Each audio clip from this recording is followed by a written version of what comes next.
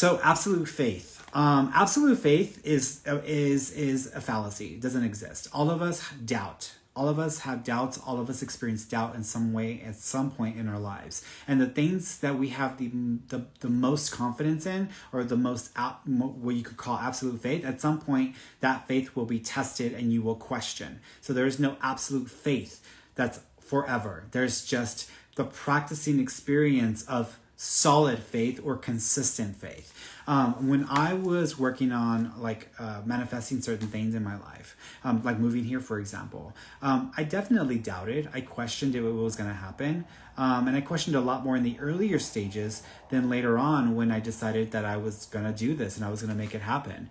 But I made it a point to talk myself out of doubt. And that's what you have to do. You have to talk yourself out of doubt, or you have to remind yourself that you're just having doubt.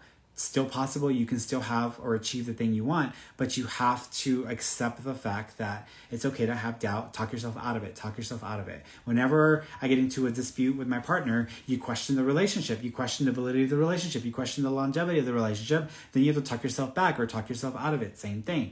If I have a friend and we've been good friends for a long time and they do something that I just cannot get past, or there's something that's going on with the friendship, I have to ask myself, is this a viable relationship? Is this a viable friendship? Is this friendship serve me, or am I being taken advantage of, or am I doing more than I should be, or is this person, acting in ways that is unacceptable? And so if it's just us having a dispute or disagreement, then I ask myself, is this relationship worth that? Yeah, it is, because this is not a big enough issue to end a friendship or a relationship over. And so you talk yourself out of that, boundary, or talk yourself off the edge. So when you're questioning whether you're going to achieve something or whether something's going to happen, you have to talk yourself back or pull yourself back from the circumstance or the situation and just say, you know what? No, it doesn't matter.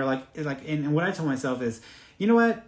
It doesn't matter whether we move here or not. I'm still going to act as if I'm still going to do everything within my power to make it happen. And if the universe flat out says no, not going to happen, after I've tried and done everything within practical means to help myself get there, then that's the answer. And I have to take it and go in a different direction than that.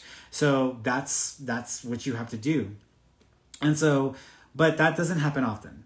And most people will be able to achieve the experience they're desiring to have if they do what they're supposed to do to get there. Most of the times you will not get a no. If you get a no, it's because that thing that you're desiring, whether it's an experience or a thing, it interferes or conflicts with your soul plan.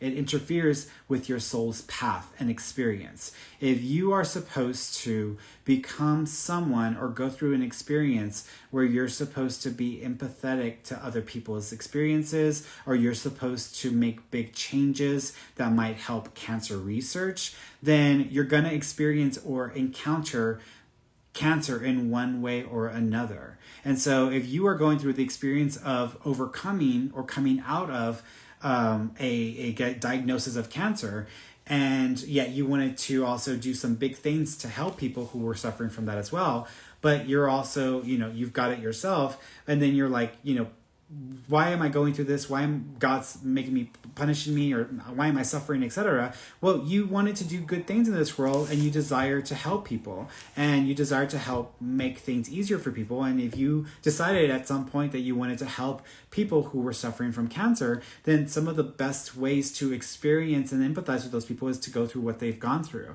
Doesn't mean you're going to go and die of it. Doesn't mean you have to go and be ravaged by it, but you have to understand it. And so sometimes the things that I talk about with you guys and what I can relate to is because I've been through it, or I've experienced it or seen it. So I understand. And that's why I try to focus on talking about the things that I know more about and talk less about the things that I have no real investment or interest in. And so there are some people who, even though I'm a psychic and a spiritual teacher, people automatically assume that I have experienced everything spiritually and that I know all about everything psychically or spiritually. And I don't. No person does. And so there are certain things that I I don't have as much experience with, just because it didn't really hold as much interest for me. For example, like astrally projecting, the experience and the practice of astrally projecting. There are people who automatically assume that I'm an expert at astrally projecting. I'm like, no, I'm pretty set with my body, and I'm here for a reason. I'm not trying to like spend hours disconnecting from my body and like operating in the astral plane. That's just not an interest for me. So I don't have as much experience with that. So I don't talk about it as often, because it isn't something that I am a specialist in. So I try to focus on the things that I'm more special, that I'm more connected to, or that I feel more bonded to. So when it comes to the idea of like manifesting something or working towards something, if you are trying to manifest or to attract something that goes against your soul's plan for you in this lifetime, it's not going to show up and it's not going to happen. You'll be forced to, in a way, to have to go through the experience that is necessary for you to achieve the goal of your soul and what it desires to have in this lifetime, in this experience. So